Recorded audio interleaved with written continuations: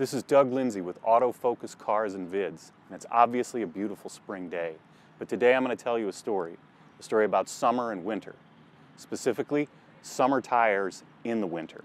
Everyone says you can't drive summer tires in the winter, but is that exaggeration? Is that true? Is it a wives' tale? What's the scoop? Well, today we're going to look at a bit of video, and I'm going to tell you our experience of driving the Boxster S in frigid weather and in weather that's wet but above freezing. So what makes a summer tire a summer tire? As I understand, it's the tread pattern and the rubber compound. These are rubber compounds that do well and grip well in warm weather. The problem is they're terrible in cold weather. An all-season tire is exactly that, a rubber compound and a tread pattern designed to do pretty well year-round. And then there's a dedicated winter tire, and that is an even more aggressive tread pattern with a different compound that thrives and does great in wet and snow and cold and is garbage when it's warm. So, most expensive sports cars come with summer tires on them. And the question is, if you go buy one of these cars, have they sold you a car that literally comes with dangerous tires if you're driving it in the cold? So let's take a look. We did some filming. Now when it's frigid and terrible, one thing you'll find is you have less patience for fiddling around with cameras and buttons. It's a bit out of focus. So let's take a look at some of that footage. And what you're going to see is even at 15 miles an hour with traction control on, I can get the Boxster S to slide all four wheels without hitting the throttle particularly hard and without slamming the brakes particularly hard. So 18 miles an hour.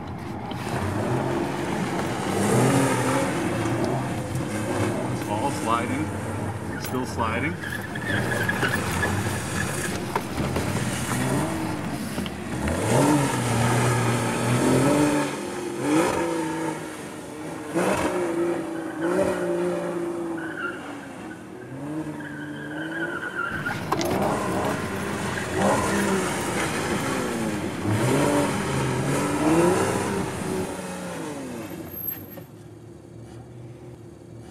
When you're looking at a car that usually grips like crazy and it can slide all four wheels under 20 miles an hour, you're looking at something that's unsafe. So the car's straight line performance is hampered by the cold. But what's really hampered is your ability to turn, your ability to stop, and particularly your ability to slow down and turn at the same time. So that's a big problem.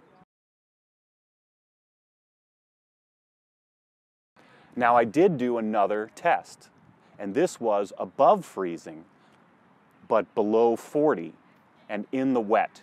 So it was a misty night where there'd been some rain, and I went to a parking lot to see how the Boxster with traction control on did above freezing, below 40. Again, pretty much a disaster. Take a look at the footage.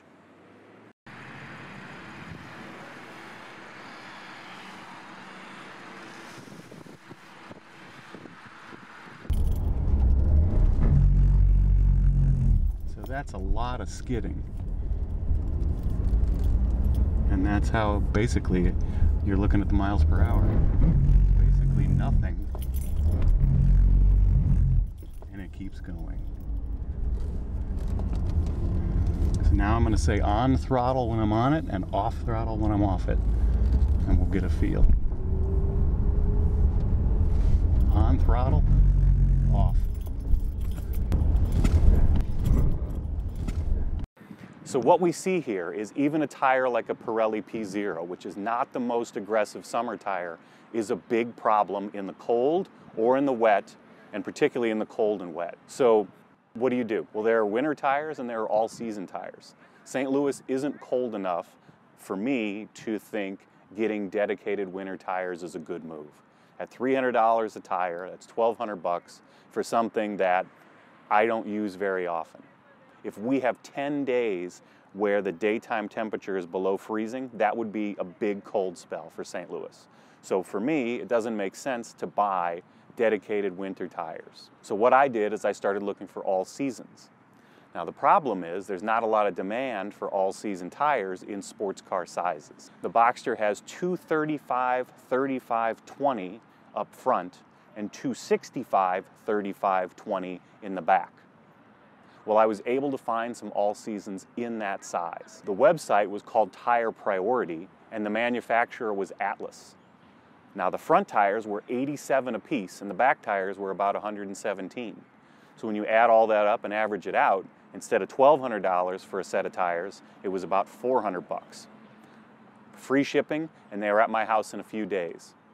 And each tire is about 43 to 45 pounds, so there was a lot of tire on my front porch. I brought them to the car, took them to the Porsche dealership, and then I drove the Boxster in and had them swap out the tires. Now what I had hoped to do was an identical test with the all-season tires that we did with the summer tires in the cold. But winter seems to have ended early, and so I haven't had any more 12-degree days to go film. Instead, it's been flowers and 60 degrees, which is wonderful. So I filmed a video, and check it out, are $100 Boxster tires any good? Are $100 tires for a sports car any good? And I put the all-season tires through their test out on the back roads. But I wasn't able to prove and run identical tests to show how much better or not better the all-seasons were than the summer tires. But because of the tread pattern and presumably the compound, the all-season tires should be much safer to drive on the Boxster and other sports cars when it's cold, when it's wet, and particularly when it's cold and wet, if you have to do something like, I don't know, turn, stop, or any of the other things that happen when you're driving other than going perfectly straight at a steady speed. So that's what we've got. Don't drive your beautiful car on summer tires in the winter. Spend the money to get all seasons or winter tires, or put it away, because those summer tires, once it's like 12 degrees, they are awful.